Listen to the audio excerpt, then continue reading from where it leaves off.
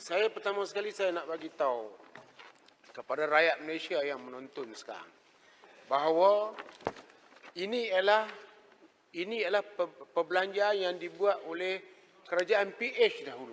Ya. Jadi kalau ada kawan-kawan sana bocap, dia tak boleh pertikai sebab dia kena sokong ya. Dia cuma tanya apakah pembaruan akan dibuat itu. Yang lain dia tak boleh pertikai langsung. Sebenarnya mereka tak boleh bercakap bahawa ini sebab apa? Kerana mereka belanja. Mereka kami nak tolong perbelanjaan mereka buat itu supaya diluluskan dengan rasminya.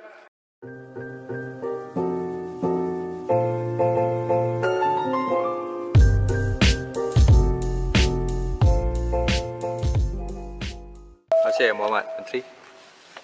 Lalu Yang Muhammad, masalahnya ialah bahawa wang sejumlah RM39,426,600 Malaysia untuk kepala B15 anggaran perbelanjaan mengurus tambahan pertama 2019 jadi sebahagian daripada jadual hendaklah disetujukan.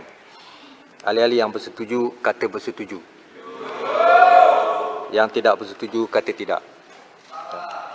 Lebih suara yang bersetuju, maka kepala B15 jadi sebahagian daripada jadual. Masalahnya ialah bahawa perbelanjaan di bawah kepala P15 anggaran perbelanjaan pembangunan tambahan pertama 2019 hendaklah diluluskan. Ahli-ahli yang bersetuju kata bersetuju. Yang tidak bersetuju kata tidak. Lebih suara bersetuju, maka perbelanjaan di bawah kepala P15 jadi sebahagian daripada anggaran pembelanjaan. Seterusnya, kepala bekalan B20 di bawah Kementerian Industri Utama terbuka untuk dibahas. Betul. Silakan Yang Berhormat di hadapan saya. Ya. Datuk Pusi. Pasir Mas ya. Saya silakan. Okey, terima kasih Datuk Yang di-Pertua. Saya ingin menarik kepada isu B20 industri utama ini, iaitu berkaitan dengan butiran kemajuan industri komoditi 020100, iaitu saya ingin mendapat penjelasan daripada pihak kementerian berkaitan dengan harga IPG yang saya difahamkan bulan Julai yang lalu ialah pihak LGM menetapkan harga untuk kap lam RM1.60. Kemudian untuk letek 90 sen dan untuk getah keping RM1.60. Jadi saya nak kepastian ialah adakah ini selain daripada harga getah ialah saya difahamkan RM2.40 ataupun RM2.50. Jadi kalau sebelum daripada ini harga IPG ini dibayar berdasarkan kepada harga getah semasa, iaitu kalau harga getah RM2, maka pihak LGM akan membayar harga tambahan iaitu jadi 50 sen. Bermakna pihak penoreh ataupun pekebun kecil akan mendapat RM2.50. Tetapi yang terakhir ini saya dapat maklumat ialah kalau harga getah itu sudah pun RM2.40 ataupun RM2.50, maka pihak LGM akan bayar lagi RM1.60. Bermakna dia akan mendapat hampir ataupun sekitar RM4 1 kilogram. Jadi ini satu pengembangan yang cukup baik. Dan saya pernah beberapa kali dalam Dewan Yang Mulia ini berucap sekurang-kurangnya pihak kementerian perlu menetapkan harga lantainya ialah RM4 supaya pihak penoreh getah ini mendapat manfaat ataupun mendapat kestabilan dari sudut hasil yang mereka akan perolehi. Jadi kalaulah ini cara yang dibuat oleh pihak kerajaan, maka saya ucap tahniah kepada pihak LGM dan juga Kementerian Komoditi yang dapat memberikan satu kelegaan kepada pihak pekebun kecil. Saya mewakili kawasan Kuala Kerai yang memang agak ramai pekebun kecil yang di Kuala Kerai dan sentiasa menanti-nanti harga getah ini dinaikkan ataupun pendapatan kepada mereka ini dapat dinaikkan. Jadi ini saya nak kepastian daripada pihak kementerian kerana surat ini memang jelas dan memang di sudut pelaksanaan pun pihak pekebun kecil yang mempunyai kad hijau, dia ada kad yang berdaftar dengan pihak LGM, mereka akan dapat klaim walaupun harga getah sudah mencecah RM2.50, mereka akan dapat klaim lagi berdasarkan kepada surat perkeliling daripada pihak LJM ini. Jadi saya ucap terima kasih dan saya mohon penjelasan daripada pihak kementerian. Terima kasih. Wassalamualaikum. Terima kasih. Betul. Yang Muhammad Hantu Jaya, sila. Terima kasih, Datuk. Ya. Terima kasih, Datuk Musi. Lumut. Baik. Terima kasih. Tak maaf, Antua Jaya, lumut dulu. No, hantar Jaya dulu. Hantar Jaya dulu. Ya. Terima kasih, Datuk Musi. Saya ingin mulakan dengan mengulas ataupun berbahas mengenai maksud B20 Kementerian Industri Utama, dan sekarang ini telah pun ditukar nama kepada Kementerian Perusahaan Perdagangan dan Komoditi. Itu dalam maksud dalam butiran ataupun kertas perintah 1A yang berkait tentang nota penjelasan ini. Ini nyatakan bahawa diminta satu tambahan kewangan untuk menampung program galakan ekspor sawit. Saya ingin tanya kepada kementerian, kita sebelum ini telah pun mempromosikan B10, B20 dan kemudiannya B30, di mana negara jiran kita telah pun agak kehadapan dalam bidang ini. Saya ingin tanya apakah perancangan kementerian untuk memastikan agar nilai tambah kepada sawit ini dalam bentuk B20 dan B30 ini dapat kita pastikan ianya akan terus dilaksanakan di peringkat kementerian sebagai salah satu cara untuk kita mempromosikan minyak sawit ini. Yang keduanya ialah berkaitan dengan kualiti, Datuk Musi. Kualiti minyak sawit ini kita tahu ianya menjadi trust ataupun menjadi sebab untuk kita melakukan ekspor dengan lebih giat lagi, dan sudah pastilah apa yang dilakukan dahulu adalah untuk memastikan setiap pekebun kecil di dalam negara kita akan mendapat MSPO ataupun sijil kemampanan untuk memastikan agar minyak sawit itu berkualiti. Saya ingin tanya apakah perancangan kerajaan seterusnya, apakah ini akan dijadikan sebahagian daripada program galakan ekspor sawit, iaitu menambahkan lagi kualiti dan mutu minyak sawit ini, kerana kita tahu bahawa antara cabaran utama kita ialah pasaran di Eropah. Dan saya ingin maklumkan kepada kementerian, dan saya percaya pegawai termasuk Bapak Menteri sendiri tahu bahawa antara teknologi yang telah dikembangkan secara meluas di Europe itu adalah blockchain teknologi. Jadi selepas daripada kita mengangkat taraf sawit itu kepada kemampanan, di sana ada peluang untuk kita memperkemaskan lagi pasaran minyak sawit kita dengan menggunakan pendekatan teknologi blockchain ini, yang mana dia akan meningkatkan lagi traceability dengan izin Datuk Pengerusi dan perkara-perkara yang value add, yang tambah nilai kepada kualiti minyak sawit ini. Yang kedua yang ingin saya bawa ialah berkaitan dengan IPG, insentif pengeluaran getah ini, yang saya tahu ianya antara merupakan subsidi yang efektif kerana ianya berasaskan output. Apabila ditoreh getah itu, maka mereka yang menoreh itu akan mendapat manfaat, dan kalau harganya rendah diberikan subsidi berdasarkan output ini. Saya ingin tanya, berdasarkan jumlah 20 juta yang diminta ini, berapa ramaikah pekebun kecil telah pun mendapat manfaat daripada jumlah yang kita luluskan? Apakah telah habis semuanya dituntut ataupun masih lagi berbaki? Kerana kita tahu dahulu antara cabaran yang paling utama di kalangan pekebun kecil ini ialah untuk membantu mereka menuntut ataupun membuat tuntutan kepada insentif ini, membuat tuntutan insentif ini, sehingga kan dibangunkan oleh LJM itu satu aplikasi yang baru-baru ini yang Bapak Menteri sebut, apps yang boleh saja mereka menuntut tanpa perlu pergi ke pusat-pusat tuntutan ini. Jadi saya ingin tanya apakah peratusan tuntutan ini, kerana kita tahu ini amat membantu pekebun kecil dan menggalakkan mereka untuk terus menoreh dan mengeluarkan hasil getah. Dan saya juga ingin bertanya kepada Menteri dari segi berkaitan dengan 14 juta yang diminta ini, iaitu pinjaman, skim pinjaman bagi pekebun kecil, tanam semula pekebun kecil dan juga input pertanian. Kita tahu dahulu yang diminta oleh pekebun kecil ialah grant one off, tetapi kerajaan waktu itu tidak mampu, dan saya yakin ianya menggunakan pendekatan pinjaman.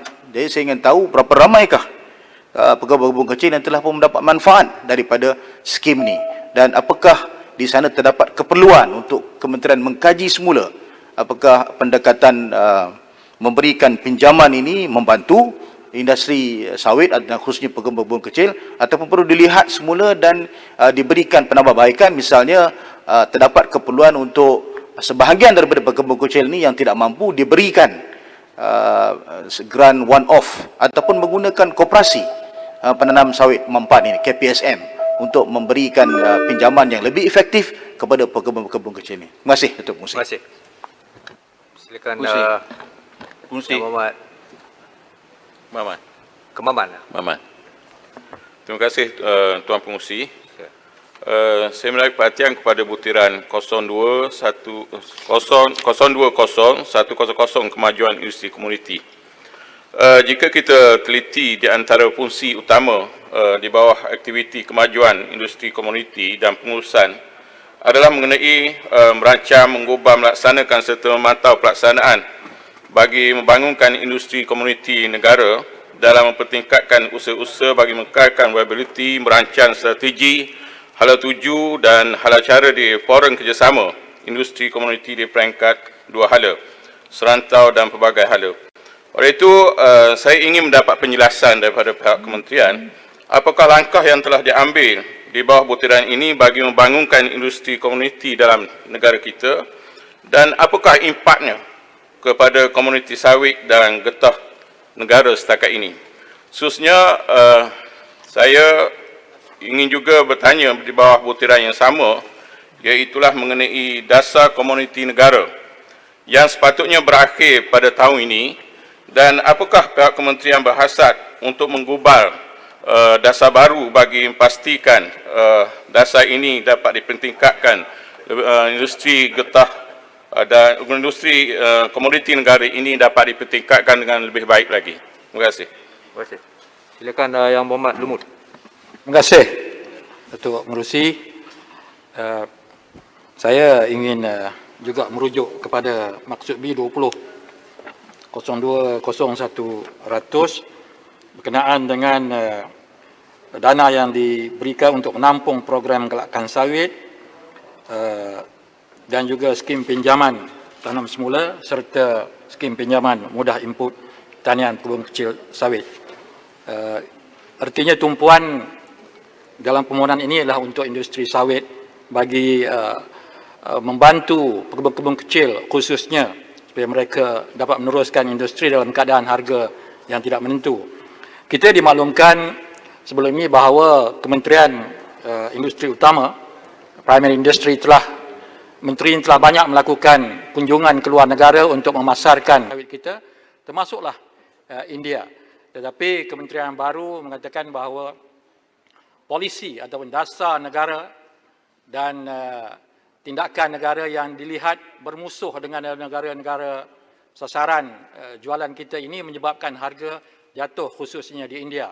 Untuk makluman Dewan, Langkawi di dalam ucapan-ucapannya membela Kashmir yang dipertikaikan oleh India, begitu juga isu pemberian kad-kad pengenalan untuk warga Islam di India yang mengedepikan umat Islam telah menjadi isu yang dilihat. Sebab itu ada ugutan-ugutan untuk mengurangkan import sawit daripada Malaysia ke India. Tetapi kita kena menyokong usaha yang dibuat oleh Langkawi kerana ini adalah pendirian kita di pentas antarabangsa dan mendapat rujukan ataupun reference daripada banyak negara Islam kerana ketegasan kita. Kalaulah harga yang kita bayar adalah negara pengimport mengurangkan atau menghentikan import, maka inilah sesuatu yang terpaksa kita hadapi kalau kita nak mempertahankan dasar kita. Jadi saya nak bertanya kepada kementerian, katanya import daripada ekspor ke negara India dan harga pun telah naik, meningkat.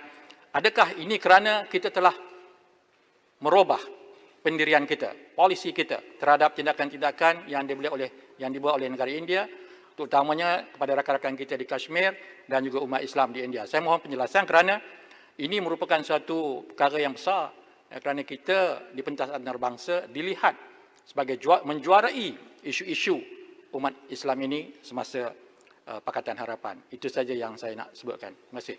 Saya Muhammad. Yang Amat Arau, ringkas ya? Ya, ringkas 5 minit tak, Mak. Takkan lebih. 3 minit.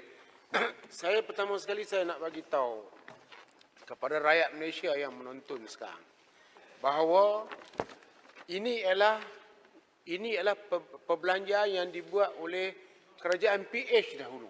Ya. Jadi kalau ada kawan-kawan sana bocap, dia tak boleh pertikai sebab dia kena sokong ya.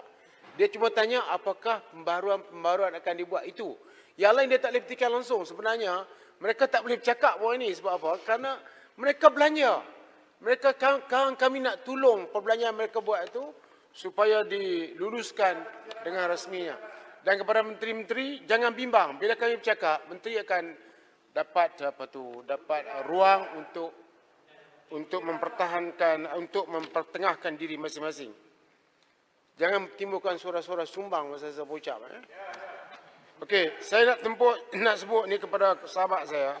Tambahan berjumlah 6,357,500 untuk menampung program galakan ekspor sawit. Saya nak bertanya apa yang mereka buat. Semasa mereka berbelanja wang ini, apa yang mereka buat dan berapakah jumlah penambahan ekspor hasil daripada galakan yang mereka buat. Saya masih ingat masa itu menteri berjawab, kami sudah melawat negara-negara Afrika. Lepas itu ada tanda-tanda positif bahawa mereka akan beli minyak sawit. Ini lawatan, saya ingin bertanya, lawatan menteri pada masa tersebut berapa perbelanjaan yang telah dibuat bagi satu-satu lawatan? Adakah selepas lawatan itu dibuat, berapa berapakah secara benarnya sawit yang telah diimport daripada kita? Jadi, kita kena ingat, cara galakkan kelapa sawit ni, kita tak boleh buat cara lama.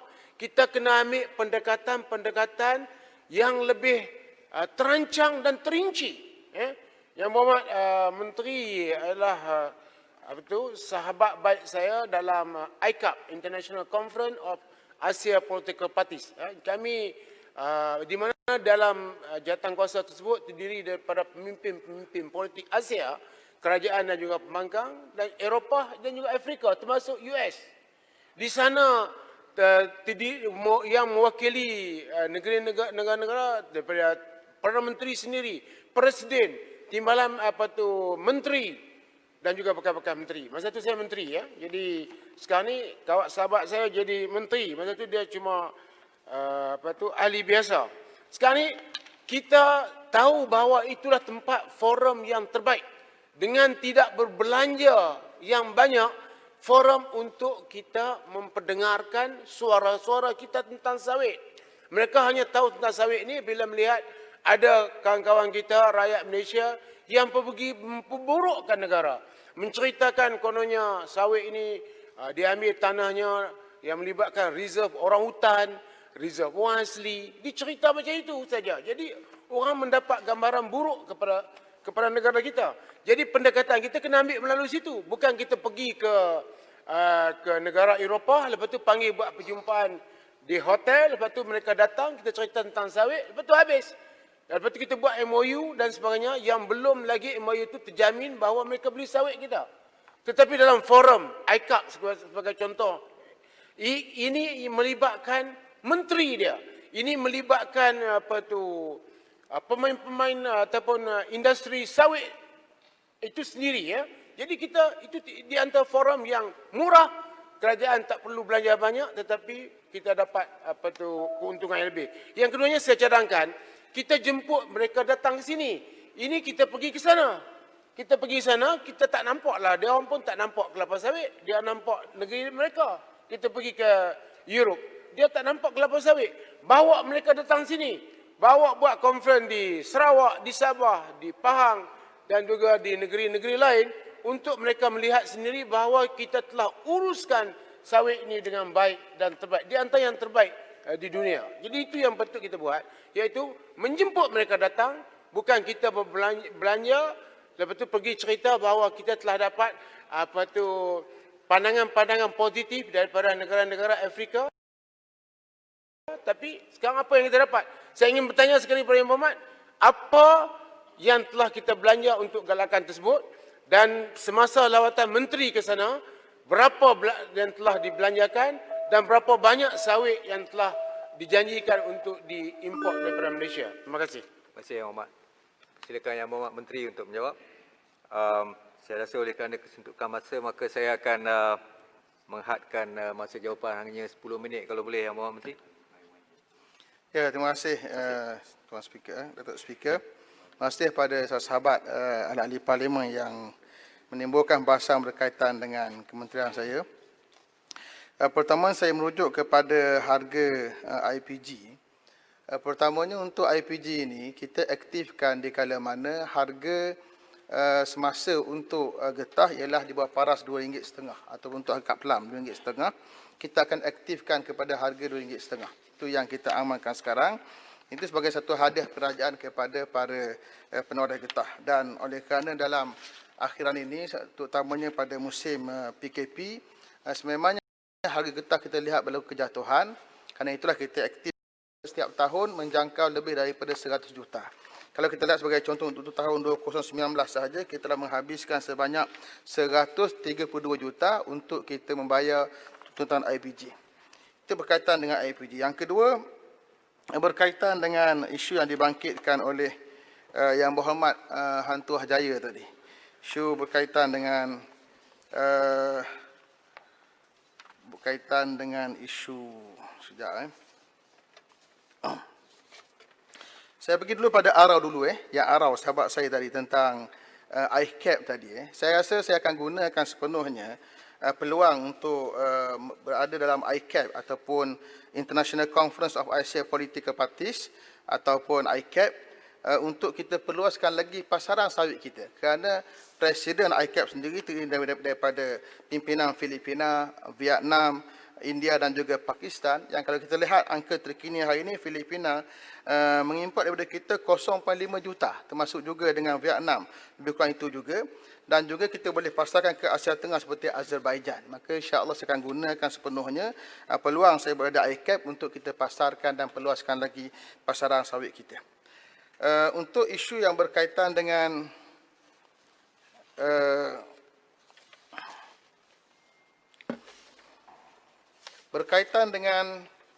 skim pembiayaan mudah tanam semula penggabung kerja sawit TSPKS yang berjumlah 500 juta dan juga skim pembiayaan mudah input pertanian penggabung kerja sawit PPKS yang dibangkitkan oleh Han Tuah Jaya juga. Untuk maklumat, sejak kita perkenalkan kaedah ini sehingga kini, sehingga 6 Ogos 2020, sebanyak RM10.573 juta telah kita luluskan dan ia melibatkan permohonan seramai 381 orang dengan keluasan 942.91 hektar.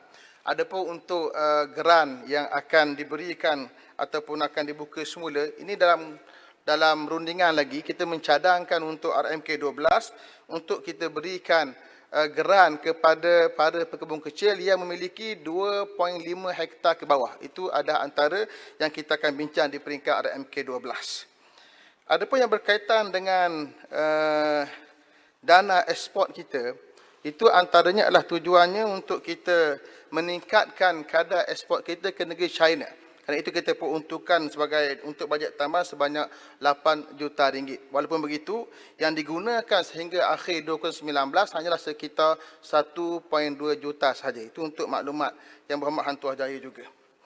Adapun yang dibangkitkan oleh Yang Berhormat Kemaman tadi. Berhormat Kemaman membangkitkan isu berkaitan dengan